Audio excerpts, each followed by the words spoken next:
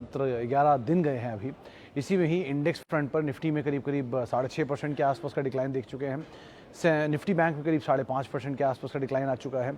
Mid cap में करीब 10% के आसपास का फॉल आ चुका है और मेजर कार ने जो है स्मॉल कैप में करीब करीब 15% का फॉल हम मार्केट्स में देख चुके हैं। तो आज भी स्मॉल कैप में बिकवाली सबसे ज़्यादा प्रिवेल कर रही थी।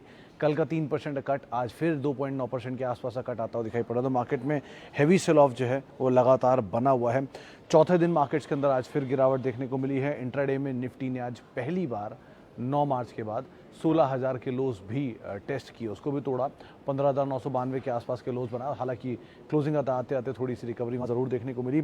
मिड कैप स्मॉल कैप सबसे ज़्यादा प्रेशर में ऑलरेडी कामकाज करे। इसमें स्मॉल कैप में मेजर कार्नेज है। निफ्टी बैंक में लोअर लेवल से थोड़ा पुल बैक ज़रूर आया, लेकिन बहुत ज़्यादा कोई फायर वर्क नहीं था। आईटी, पावर, एफएमसीजी में सबसे ज़्यादा बिकवाली और रियल्टी और बैंकिंग के अंदर थोड़ी बहुत खरीदारी। 2-3 आज के की हाईलाइट्स में अदानी विल्मर लगातार लोअर सर्किट के बाद आज अपर सर्किट में आ गया। हाई जो नई लिस्टेड कंपनियां थी 2021 की, उनमें लगातार बिकवाली जारी है। आज भी वहाँ प्रेशर था ही। इंडिया बुल्स ग्रुप आज चर्चा में था। दोनों में ही आज तेज़ बिकवाली देखने को मिली, रियल स्टेट में भी और हाउसिंग में भी। रुचि सोया जो लगातार तेज़ी में था, आज वो लोअर सर्किट में पहुँचता हुआ दिखाई पड़ा। इसके अलावा आज निफ्टी के करीब करीब 50 में से 32 शेयरों में गिरावट रही, सेंसेक्स के 30 में से 20 शेयरों में गिरावट रही और निफ्टी के 12 में से 8 शेयरों के अंदर आज खरीदारी बनते हुए दिखाई पड़ी। कुछ हद तक रिस्पाइट जो था वो निफ्टी बैंक की तरफ से आपको मिलेगा। मेजरली एक्सिस बैंक जैसे नाम थे जो कि कुछ हद तक सपोर्ट प्रोवाइड करा रहे थे। लेकिन ओवरऑल आज भी जो आपको प्रेशर दिखाई पड़ेगा वो दिखाई पड़ेगा मिड कैप और स्मॉल कैप से। और स्मॉल कैप का जो कार्नेज है वो रादर कंटिन्यू ही है। वहाँ पर बिकवाली देख ही रहे हैं, थम ही नहीं रही है। लगातार वहाँ पर प्रेशर देखने को मिल रहा है। इनफैक्ट कई ऐसे शेयर तो रीसेंट लिस्टेड स्टॉक्स में से जो कि 50% के आसपास तक की वाइप आउट मार्केट कैप कर चुके हैं हाल में ही, रफली एक महीने के दौरान ही। तो तेज़ बिकवाली जो मार्केट्स के अंदर है वो अभी भी देखने को मिल रही है। अच्छा, एक और अपडेट की रुपया थोड़ा मजबूत हुआ है। 77.24 का लेवल देखने को मिला है। 9 पैसे के आसपास की मजबूती यहाँ पे बनते हुए दिखाई पड़ी है। अच्छा, सवाल जवाब का सिलसिला शुरू कर लेते हैं और बातचीत कर लेते हैं कुछ सवालों को लेकर भी। सबसे पहला सवाल, is it right time to enter astral and Adani port for long term? Adani port में सर नंबर्स अभी आए हैं आज, और नंबर्स इनफैक्ट आज आने थे और उसको शायद पोस्टपोन किया है अभी नंबर्स की डेट को। तो ज़रा अभी वेट एंड वॉच कर लीजिए। ये नंबर्स तो देख ही लीजिए क्या बोल रहे हैं, जबकि वो 2-4 दिन के अंदर ही आने वाले हो। तो उसके बाद आप कॉल लीजिए, वो ज़्यादा बेटर रहेगा। लेकिन एज ऑफ नाउ इमीडिएटली उसके ऊपर कोई भी कॉल लेना ठीक नहीं है। हाँ, ये ज़रूर है कि हायर लेवल से शेयर थोड़े ईज आउट ज़रूर हुए हैं। तो क्वालिटी वाइज एस्ट्रल में कोई इशू नहीं है। वो बात अलग है, चला एक तरफा था और उस समय उसमें बड़ी दिक्कतों की बातचीत होती है। लेकिन जो एक्सपेंशन हुआ है वो तो मासिव है एडहेसिव स्पेस के अंदर, पेंट और पाइप स्पेस के अंदर। तो बेटर पोजीशन अगर आप लीडर में जाना चाहते हैं तो एडहेसिव में पीडीलाइट है और पाइप में एस्ट्रल का ही नाम ज़्यादा प्रोमिनेंटली ऊपर आता है। तो आप देख सकते हैं, लेकिन आपका जो एसआईपी का साइज़ होगा वो उस समय बहुत छोटा होना चाहिए। बाज़ार का जो कार्नेज है वो कंटिन्यू है, उस हिसाब से आप देखिएगा यहाँ पर। लेकिन अदानी के केस में नंबर्स देखने के बाद ही कोई कॉल लीजिएगा। Okay, what to do if we stuck at top and no money to average? Rajendra Singh साहब, अगर ये आपकी और बहुतों के साथ ये दिक्कत है, ऐसा कुछ नहीं कि सबके पास पैसे रहते ही हैं एवरेज करने के लिए। बहुत सारे बड़े बड़े फंड्स भी 90% होल्डिंग लेके बैठे हैं और उनके पास भी पैसे नहीं एवरेज करने के लिए। तो ऐसे केस में कुछ मत करिए, वेट एंड वॉच करिए। नहीं ले पा रहे हैं तो कोई बात नहीं। बाज़ार देखिए, कैश मार्केट के स्टॉक्स में एक सबसे अच्छी चीज़ ये होती है कि आपके पास टाइम लाइन है। आप कभी भी उसे बेचिए, 10 साल बाद बेचिए, 20 साल बाद बेचिए, कोई इशू नहीं है। कुछ दिन के लिए वेट करिए, थोड़े दिन बाद पैसे आएंगे तब डाल दीजिएगा। लेकिन एफ&ओ में ये इशू इस समय आता है क्योंकि अब अगर आपके पास एफ&ओ की कोई पोजीशन होती है तो आपको महीने के एंड तक उसके लिए मार्जिन देते रहना पड़ता। या अगर आप ऑप्शंस में काम करते हैं तो आपको हर हाल में वो ऑप्शन को इस महीने के एंड तक एग्जीक्यूट करना ही पड़ेगा, इधर लॉस में या प्रॉफिट में, या वो गल जाएगा। तो यहाँ वो सिचुएशन ट्रिकी होती है। लेकिन आप जब कैश मार्केट के स्टॉक्स में डील करते हैं तो आपको सिचुएशन आप डील कर सकते हो। उतना ही पैसा देना है जितना पैसा आपके पास था, उतने के आपने शेयर ले लिए। तो शेयर तो है ना आपके पास, और बाज़ार में भाव बदला है, भाव नहीं बदला उसका। तो भाव के ऊपर मत जाइए। आप ये सोचिए कि हाँ ठीक है, बिज़नेस अच्छा है, आप उसके साथ बने हुए हैं, थोड़े दिन बाद घूम जाएगा वापस ऊपर। भाव तो ऊपर नीचे होते ही रहते हैं। लेकिन सिचुएशन, मान लीजिए आप से टीसीएस जैसी कंपनी में, से रिलायंस जैसी कंपनी में, से एशियन पेंट्स, पीडीलाइट, एल&टी, सीमेंस, इन जैसी किसी भी कंपनी के अंदर है, तो अगर वो शेयर नीचे आ भी गए हैं तो थोड़े दिन बाद ऊपर आ जाएंगे, नंबर्स अच्छे आएंगे, चीज़ें बेटर होंगी, 1 साल 2 साल में तो अपने आप चल जाएंगे। नहीं होगा, थोड़े दिन बाद नीचे आएंगे तो आप और एवरेज कर लीजिएगा। तो ऐसी सिचुएशन बनेगी, आप उसके हिसाब से कॉल लीजिएगा। लेकिन अगर पैसे नहीं है तो कोई बात नहीं, कल ले लीजिएगा, क्या जा रहा है, बाजार तो कल भी खुलेगा, परसों भी खुलेगा, नरसों भी खुलेगा, तब कर लीजिएगा कुछ ना कुछ। हाँ, ये सवाल की मैं उम्मीद लगा भी रहा था बहुत ज़्यादा, वो है इंडिया बुल्स रियल एस्टेट में क्या करें। Sir, India bulls real estate और इंडिया बुल्स हाउसिंग में दोनों में आप सिर्फ वेट एंड वॉच करें और कुछ मत करें। उसकी वजह भी है क्योंकि इतनी तेज़ फॉल, आज 22% का फॉल सिर्फ एक खबर पे कि वो सुपरटेक को पेमेंट वापस करना है, इस खबर पे इतना बड़ा स्टीप फॉल तो नहीं स्टॉक में आना चाहिए था। अगर आया है तो वेट एंड वॉच ही कर ले, देखते हैं कितना इम्पैक्ट इसका रहता है। दूसरा, नंबर्स में कितना क्लीन अप होता है, सिचुएशन क्या होती है, मैनेजमेंट किसी लेवल पे तो आके कुछ ना कुछ बायबैक करेगा या कोई कमेंट्री देगा या कोई कमेंट देगा। तो इसलिए जब तक वहाँ से कोई टिप्पणी नहीं आ रही है तब तक आप कुछ मत करें। आप फर्दर एवरेज एटलीस्ट अभी ना सोचें, जब तक सिचुएशन में कुछ भी क्लैरिटी ना आए, नंबर्स आ जाएँ, उसमें सिचुएशन दिख जाए, कमेंट्री आए उसके बाद, तो बहुत कुछ इस पर डिपेंड करता है। लेकिन तब तक के लिए भी कुछ ना करें, वेट एंड वॉच करें, वही सही है। अगर आपको लगता है आपका रिस्क टेकिंग एपेटाइट नहीं है तो आप तेज़ी में लॉस को बियर करके या कम लॉस को बियर करके आप निकल भी सकते हैं। लेकिन एपेटाइट है अगर आपके पास तो आप सिर्फ वेट एंड वॉच करें। इनके से रिलेटेड डिटेल्स जो मिल रही हैं, R&Ds जो हो रही हैं, उनके ऊपर आप ज़्यादा कोशिश करें देखने की क्या अपडेट्स आ रहे हैं, उसके बाद आप कोई भी कॉल लीजिएगा। Okay, good time to enter Bajaj finance. Sir, Bajaj finance के केस में हाँ, ये मतलब पिछले 10 साल की जो मैंने हिस्ट्री पढ़ी है इनकी, उसमें सबसे ज़्यादा रिटर्न देने वाला स्टॉक यही है, 57% के आसपास। लेकिन वो ऑब्वियस ही बात है, ये 57% एवरेज रिटर्न है। उसकी वजह भी कि इसमें एक टर्न अराउंड स्टोरी बनी थी जिसकी वजह से इतनी बढ़िया तेज़ी आई थी। तो उस तरह के रिटर्न तो आप एक्सपेक्ट ना करें, लेकिन हाँ 15-20% रिटर्न तो मिल ही सकते हैं। लेकिन थोड़ा कंसोलिडेट कर रहा है तो थोड़ी थोड़ी पोजीशन ही इसमें जाइएगा आप। मतलब इस तरह के मार्केट में जब डिप हो तो आप ये कर सकते हैं कि थोड़ा थोड़ा ऐड करते चलें। पोजीशन में पैसे ख़त्म हो गए, कोई बात नहीं, इसका आपने ऊपर के लेवल पे एवरेज किया था, नीचे के लेवल का आप अभी तक पोजीशन आँख ही नहीं पाए। देखिए, मार्केट में हमेशा ऐसा कभी नहीं हुआ कि आपने जो भाव सोचा वो भाव ना मिला हो, सब मिलता है, तेज़ी में भी मंदी में भी। लेकिन वो भाव देखने का पेशेंस और वो भाव देखने का जो होता है ना एपेटाइट, वो दोनों होना आपके पास चाहिए कि सही समय पर पैसा भी हो, सही समय पर भाव भी हो, सही समय पर आपका एनालिसिस भी ठीक बैठे। ऐसी बहुत सारी ये केसेस रेयर होते हैं, लेकिन अगर ऐसा होता है तो बहुत अच्छा पैसा बनता है उसमें। हैविंग सेड दैट, बेटर यही है कि आप थोड़ा ऐड करें। अगर आप क्वालिटी कंपनी के साथ बने हुए हैं तो पहले भी उसने अपनी हिस्ट्री को प्रूफ किया है, फिर कर लेगा, कोई दिक्कत नहीं है। भाव बदल रहा है, बहुत भागे थे तो बहुत नीचे भी आएंगे। 2020 के मार्च में भी इससे बुरे दाम देखे थे ना, तो उससे बेटर दाम देख ही लिए। समय दीजिए, पेशेंस दीजिए, बिजनेस बंद नहीं हो रहा है किसी के भी। ओके, आईसेक में क्या करें। आईसेक के नंबर्स अभी आए भी थे या आने वाले हैं। इसके नंबर्स मैंने इस हफ्ते का जब मैं रिजल्ट कैलेंडर देख रहा था तब इसका नाम था उसमें।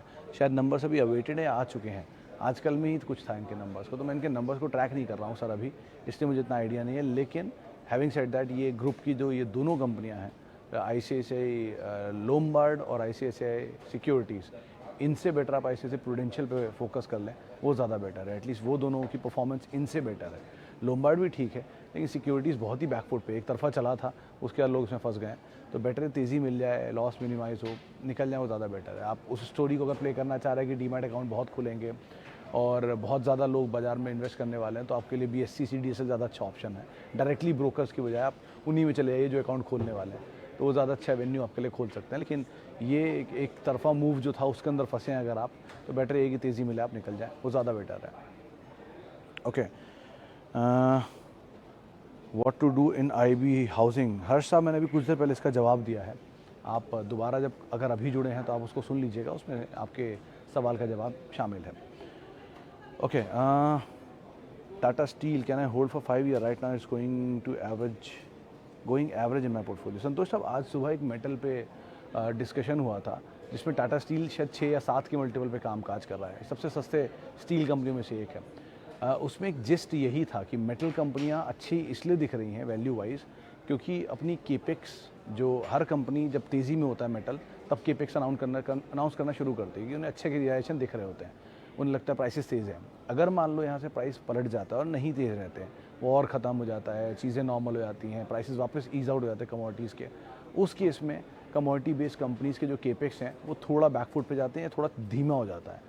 वो केपेक्स धीमा हो गया, डेट इनकी ऑलरेडी हायर साइड पे होती है, उस समय रियलाइजेशन कमज़ोर हो जाते हैं और नंबर्स भी ढीले पड़ जाते हैं। तो ये एक साइक्लिकल इम्पैक्ट होता है इसका। तो ये साइकिल मेटल के भी तेज़ी में इसका सब अच्छा है। जब ये साइकिल पलटेगी तब सिचुएशन पलट सकती है। तो इसीलिए टाटा स्टील ख़राब नहीं है, लेकिन अगर आपको प्रॉफिट मिल रहा है तो थोड़ा प्रॉफिट लेके अपने पोजीशन को हल्का कर लीजिए। और 5 साल के लिए ले रहे हैं तो कोई सही दाम नीचे मिले तब आप एंटर करिएगा, जब ये पूरा बबल ख़त्म हो जाएगा और ये अपने वर्स्ट सिनेरियो की तरफ वापस आएगा, लॉस हो रहा होगा, केपेक्स घटा दिया जाएगा, डेट बहुत हाई होगी, हर तरफ क्रिटिसिज्म हो रहा होगा, तब इसके लिए बेस्ट टाइम होता है एंटर करने का। तेज़ी निकलने का, मंदी एंटर करने का बेस्ट टाइम होता है। Okay, Trident company, sir Sudhir sir, Trident थोड़ा महंगे साइड पे आपने लिया। ये 7-8 रुपये के रेंज में जब होता था तब बेटर था, लेकिन वो फिर भागा और फिर इसमें 50-60 के दाम भी देखे। कल परसों में एक अपर सर्किट लगा देखा था मैंने। 2 इस क्वार्टर में इनके लिए एक अच्छी चीज़ ये हुई है कि डॉलर जो मजबूत हो रहा है वो इनकी कंपनी के नंबर्स अच्छे कर देगा। 90% के आसपास का रेवेन्यू इनका यूएस और यूरोप से आता है, और ये दोनों इकोनॉमीज़ में डॉलर डिनोमिनेटेड या यूरो डिनोमिनेटेड पेमेंट करते हैं, तो वहाँ से अच्छी स्ट्रेंथ इन्हें मिलेगी। तो वो तो ठीक है, लेकिन बाकी कौन एक क्वार्टर तक का वेट करता है या आज के सिनेरियो में। तो बेटर यही है कि आप तेज़ी मिले निकल जाएंगे। टेक्सटाइल में भी साइक्लिकल सीजनल प्ले ज़्यादा है, मोमेंटम बेस्ड सेक्टर ज़्यादा बेसिकली है। तो मोमेंटम मिल जाए, तेज़ी मिल जाए, निकल जाए। और आप भूल रहे हैं कि जो शेयर 7 रुपये का था वो 48 रुपये से वो 54-60 रुपये दिखाया है और उसके बाद 48 रुपये आया है। तो अगर वो और ज़रा सा भी करेक्शन होता है, 48 से 30 भी आ जाता है, तो भी आपको करीब 20 रुपये वाइप आउट कर देगा।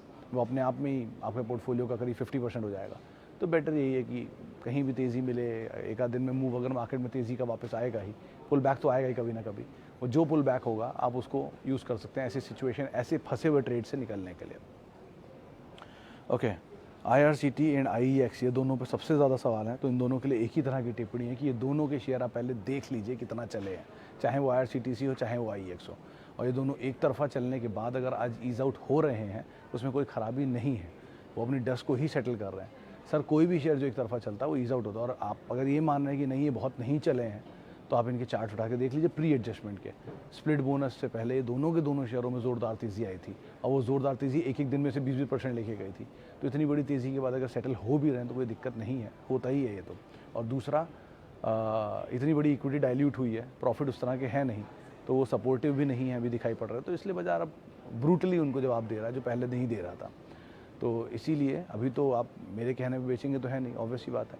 तो बेटर यही है कि आप वेट एंड वॉच ही करिए, कभी ना कभी आपको भाव मिल जाएगा, निकल जाएंगे। लेकिन हमेशा के लिए लेसन रहेगा कि कोई भी सरकारी कंपनी ऊपर के लेवल पर उसमें स्प्लिट बोनस आता ही है। मोमेंटम वाले स्टॉक में आप एंटर करेंगे तो मोमेंटम को ही चेज़ करिएगा, फंडामेंटल उसके बाद मत देखिए जब वो नीचे आ जाता है तब। After how many percentage do you average good stock? Sir अगर मैं अपना एवरेज बोलूँ तो मैं तो एवरेज करता ही नहीं, पहली चीज़, क्योंकि SIP चल रही है तो क्यों उसमें एवरेज करना। अपने आप ही शेयर आते रहेंगे जाते रहेंगे, क्या देखना उनको। 10 साल बाद देखेंगे, 15 साल बाद देखेंगे जब ज़रूरत पड़ेगी। तो वो तो एक अलग ही तरीका है। लेकिन और ऐसा नहीं कि मैं जो तरीका सही का रखता हूँ वही सही तरीका है, कोई भी तरीका सही तरीका हो सकता है, बाजार है तो। और रही बात एवरेज करने की, सर ऑन एन एवरेज जो गौरांग सर और बाकी जानकार मानते हैं कि 20%, 15%, 20% मिल जाए आपको कोई अच्छे इस कंपनी में, 15 से 20% नीचे मिल जाए तो आप एवरेज कर सकते हैं, वो दाम सही होता है। ये बड़े जितने जानकार हैं हमारे यहाँ फंडामेंटली आते हैं, वो उन्होंने ये बात रखी है टिप्पणी के तौर पे। लेकिन यहाँ 2 केविएट हैं। पहला, वो कंपनी अच्छी होनी चाहिए। दूसरा, उसकी खरीदारी से आपके 20% एक डिप और 20% दूसरा डिप मिल रहा है, या इतना स्टीप 20% मिल रहा है इंडियाबुल्स हाउसिंग की तरह, तो एक बार को आपको सोचना पड़ेगा कि इतनी तेज़ फॉल आ क्यों रहा है। किसी बिना रीज़न के किसी स्टॉक में 20% का अपर या लोअर सर्किट लगता है तो वो रिस्की जोन में होता है, ये बसंत महेश्वरी साहब का कहना है। तो आज 20% का लोअर सर्किट इंडियाबुल्स हाउसिंग में लगा, इसीलिए थोड़ा सा कॉशियस हो गया हूँ मैं उसमें, क्योंकि वो बिना किसी रीज़न के 20% साफ हुआ है। तो ऐसे समय में आप कॉल लीजिए, लेकिन अदरवाइज़ आप किसी भी स्टॉक में जो अच्छी कंपनी है 20% नीचे मिल जाए आप ज़रूर एवरेज कर सकते हैं। ओके, लास्टली एक सवाल और लेते हैं। सर बेच क्यों रहा है? सर बेच क्यों रहा है मतलब, अच्छा FIs क्यों बेच रहा है ये पूछना चाह रहे हैं अगर आप, तो एक ही जवाब है सर, FIs खरीद क्यों रहा था। एक तरफ FIs ने खरीदा, एक तरफ FIs बेच रहा है, एक तरफ आप DIs खरीद रहा है तो कभी कभी DI भी बेचेगा ही। सर आपको भी अगर गेन है किसी स्टॉक में तो आप भी तो बेचोगे ना कभी, वो भी वही कर रहे हैं। और ये आज बेच रहे हैं, 2 महीना बेचेंगे, 2 साल बेचेंगे, 20 साल बेचेंगे, ऐसा नहीं हो सकता ना। कभी ना कभी कोई चीज़ का एंड ज़रूर होता है, वो एंड जहाँ होगा वहाँ से वापस रिकूप हो जाएगा। और फेयरली वैल्यू किसी भी चीज़ की होती है, ऐसा नहीं है कि आज आपको TCS 3000 रुपये दिख रहा है तो कल को 300 रुपये दिख जाएगा। कोई तो जगह पर जाके उसकी फेयर वैल्यू आ जाएगी, उसकी फेयर वैल्यू जहाँ आ गई वहाँ तो कोई भी हो उसे खरीदेगा ही, चाहे वो FI हो DI हो। और आज आपको सिर्फ DI का कैश का फिगर दिखता है जो कि वो बेच रहे हैं, ज़रूरी नहीं है FI सिर्फ कैश में बेच ही रहे हैं, हो सकता है F&O में लॉन्ग कर रहे हो। तो अभी सिचुएशन सिनेरियो आप ऐसे नहीं कहेंगे आउटराइटली कि ये बेच रहे हैं, लेकिन हाँ ये भी फैक्ट है कि FI की वजह से लगातार बिकवाली जारी है। तो बेटर यही है कि आप अपनी शॉपिंग लिस्ट जो बना के रखी होगी आपने कभी, उस लिस्ट का इस्तेमाल करें और वहाँ पर आप एवरेज करते रहें, कोई दिक्कत नहीं है। नीचे आ रहा है, आने दीजिए, इससे पहले बहुत बार नीचे आया है। डिविडेंड यील्डिंग स्टॉक उठाइए जिनके बढ़िया यील्ड बन रहे हैं। इस समय पे आप मल्टीनेशनल जाइंट्स ले सकते हैं, इस समय पे आप FMCG यूजर्स ले सकते हैं, टैक्स इन्फ्लेशन जिन पे इम्पैक्ट नहीं करेगा, इंटरेस्ट रेट इम्पैक्ट नहीं करेगा, उनको ले सकते हैं, IT मेजर्स ले सकते हैं। तो बहुत सारे अच्छे नाम मिल ही रहे हैं आपको, आप उनको तलाशते रहिए, धीरे धीरे लेते रहिए। तो बाज़ार के फॉल में पोर्टफोलियो बनाने का सबसे अच्छा मौका आपको मिल रहा है, आप उसका इस्तेमाल करिए। चलिए खैर, अब इतने ही सवालों को मैं शामिल करूँगा। माफ़ी बहुत सारे लोगों से जिनसे आज हम बातचीत नहीं कर पाए, और बहुत बहुत शुक्रिया उन सभी लोगों का जिन्होंने आज हमसे सवाल पूछे। मार्केट में हैवी सेल ऑफ है, घबराएं नहीं, और SIP वे में बाज़ार के अंदर बने रहें, एटलीस्ट स्टेबल ही रहें, कुछ ना करें तो खरीदें नहीं, वही बेचें नहीं, बस देखते रहें, वही ठीक है, कोई दिक्कत नहीं है। आप मेरे साथ जुड़ सकते हैं, @Sumit Research मेरा ट्विटर हैंडल है। नमस्कार।